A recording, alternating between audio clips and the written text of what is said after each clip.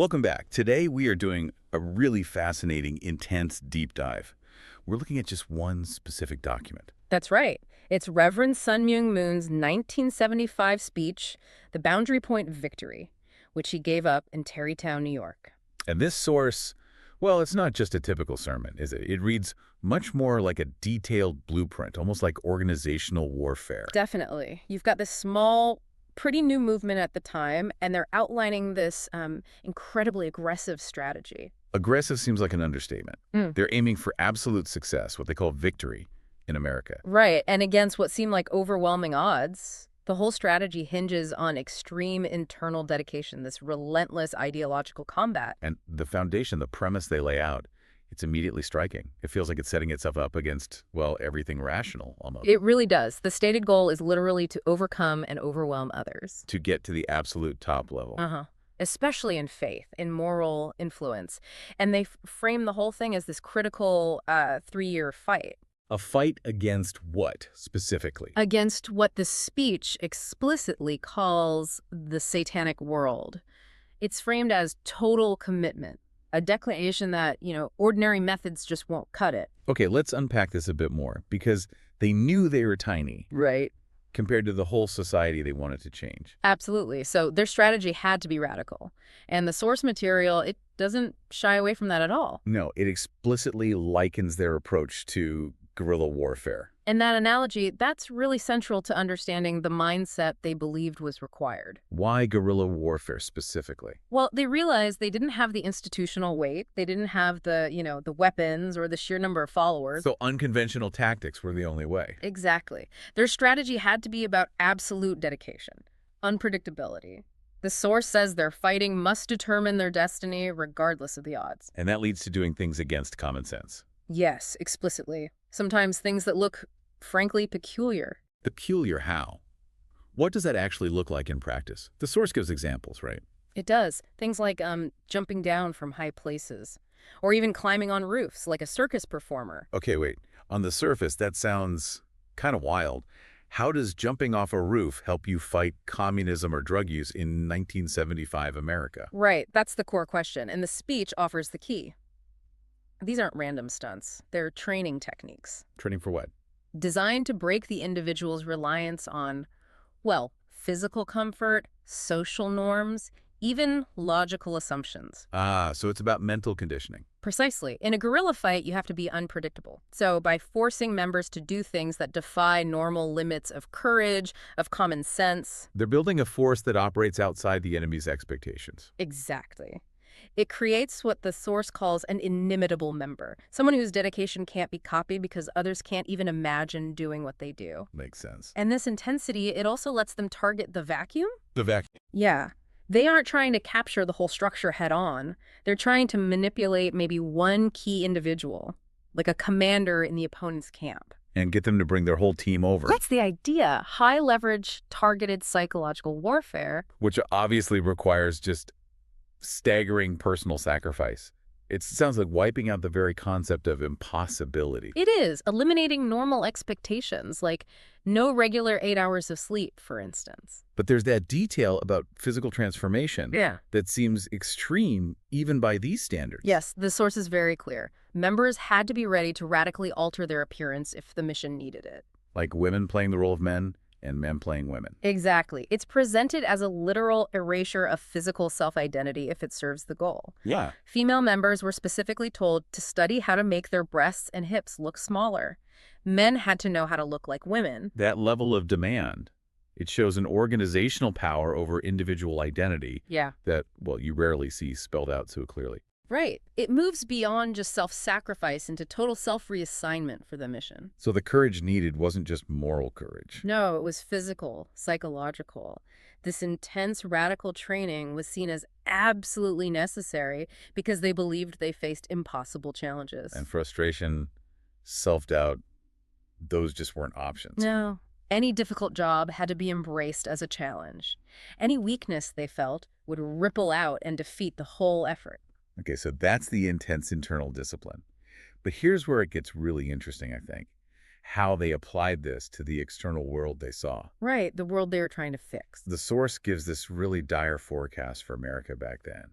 peril looming within 10 years. Driven by corruption, which they attributed specifically to the Soviet Union, Red China, and North Korea. And they identified specific targets, didn't they? 3 critical areas aimed at corrupting the nation. Yes. First, corrupting Christians, meaning the leading moral ideology was seen as crumbling. Which they defined as the vertical connection breaking down. Exactly. That spiritual moral link between people, their faith, their founding principles, they saw that as failing. Okay, what was the second target?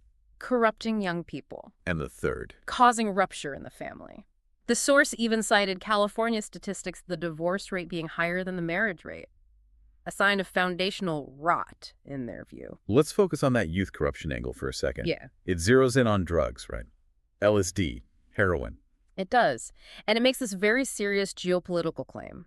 It cites a source, claiming it's reliable, that Red China was manufacturing opium for export. Smuggled via Vietnam. And the source explicitly compares this tactic to the Opium Wars, where England used opium against China centuries before. So it's framing drug use not just as a social problem, but as an active weapon, a calculated attack by an enemy. Absolutely. And the movement then uses its own statistics to bolster its role in this war. How so? The speech claims almost 92% of their members had been drug users before joining. Now, this isn't presented as a failure or a problem. It's presented as proof that the movement is succeeding where society is failing. By rescuing the most corrupted youth. Exactly, implying they have the cure for what this satanic world is spreading. That's quite a claim. And the contrast drawn is powerful.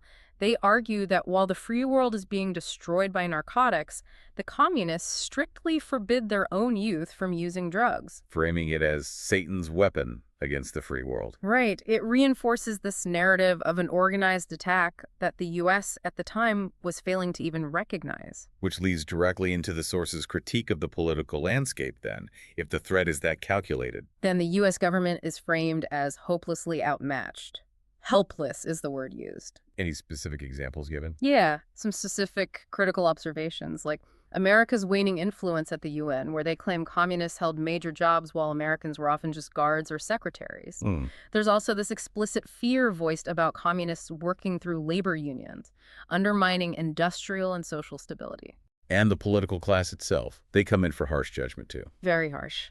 Senators, congressmen, they're accused of not being patriotic enough, of just worrying about staying in office. Floating along on the current was the phrase used, I think. That's it. The source concludes they're unwilling to take the radical steps needed to stop the corruption, making the political establishment part of the problem, essentially. Nobody is mending the dock. Right. That metaphor for fixing the foundational moral, spiritual infrastructure before the nation sinks. So what does this all mean then? If the government's helpless, corruption's organized, youth are targets. The source argues victory has to come from them. Solely from the unification movement, yes. They position themselves as the only group capable of fixing this perceived collapse. Which brings us right to that core concept, the boundary point of victory. And crucially, it's not some distant future event after the war is won. The speech declares it's right here at the present. Victory is achieved moment by moment. How? Through the individual's absolute internal determination. That determination sounds almost superhuman, though. The source talks about reaching a point where an individual can surpass others, even mentioning surpassing God in sheer effort. Right, but that phrasing, it's important to understand, isn't meant theologically, like being superior to God. Okay, how is it meant? It's presented as a standard of human dedication, leaving absolutely no room for doubt about your effort. It means doubling, tripling your efforts to shorten the timeline for success. And enduring hardship. Yes. Enduring hunger by imagining scenarios where you could be even hungrier. It's a psychological trick to eliminate self-pity. So demanding a level of exertion that eliminates human weakness from the equation. Basically, yes. So when facing persecution, being called names, spit on, ridiculed, the member meets it with this calm vow. Just wait and see. A resolve to succeed in 10 or 20 years no matter what. That conviction, that is the boundary point, they believe. Okay, so once that individual conviction is won, the victory expands outwards. Correct. The source outlines 3 crucial stages of unity that have to be achieved before any real societal influence is possible. And it starts with that internal fight we talked about. Stage 1, the individual level. Achieving perfect unity between your mind and your body. You can't be defeated by your own appetites, laziness, internal conflicts. And if the individual fails there, The whole national movement fails. It all starts there. makes sense. Uh, What's next? The focus shifts outward. To the family level, stage 2. What's the goal there? Establishing ideal homes. Homes so strong, so morally sound, that communists supposedly can't imitate them or break them. And the measure of success isn't wealth. No, not at all. It's when the family shines, even in poverty, in misery, playing the role of a lighthouse for other corrupted families. And the dynamic between spouses is key. Critical. Each partner must prioritize the other's happiness over their own, working to make the spouse glitter and shine first. Okay. Individual, family. What's the third stage? This one's described as the most difficult. It is. Stage 3. The church level. And this involves True unification of all races and nationalities. Orientals, Occidentals, Negroes, whites, yellows. The terms used in the source melted into strong oneness. and members are taught they represent their entire race. Yes. A black member represents the Negro race, a white member, the white race, and so on. The individual carries the burden of their entire racial group's destiny within the movement. Wow. And this racial unification, how's it framed ideologically? It's positioned as solving something fundamental. It is solving the core conflict, really, defeating the very principle global conflict supposedly relies upon. Oh, so? The source argues this total racial unity explicitly proves the communist dialectic wrong. The dialectic being.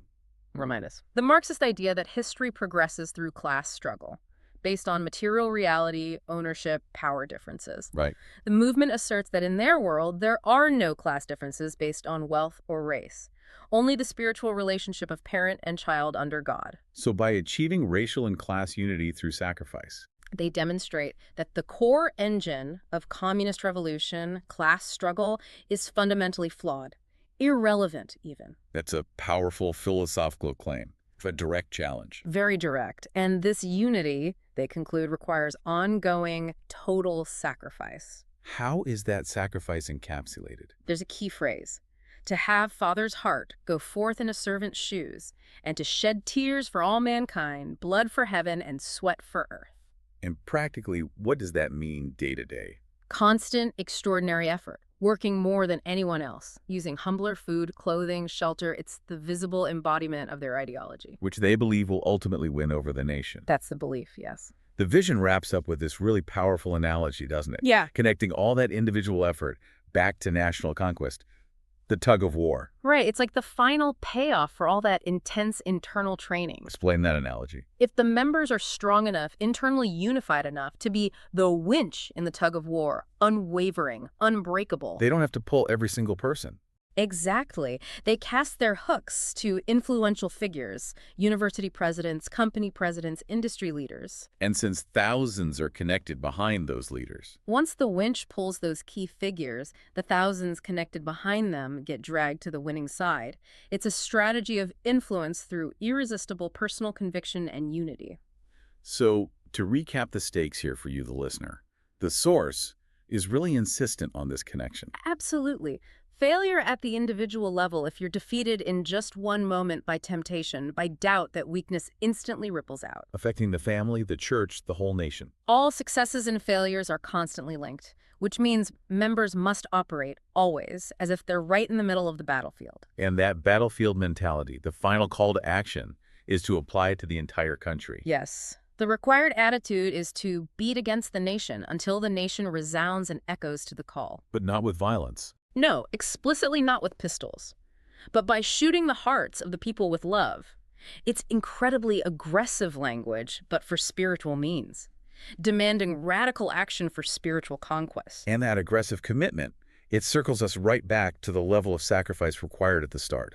The separation. It really does. The source demands members be willing to cut off friends, family, society, even the nation itself, if those things stand against the mission. That's extreme. It is. So, if, as the speech asserts, the boundary point of victory is right here, right now, achieved only through immediate, absolute dedication, It leaves you with a pretty provocative question. what relationships, what ties would you need to sever to ensure absolute immediate success in whatever your most deeply held goal is?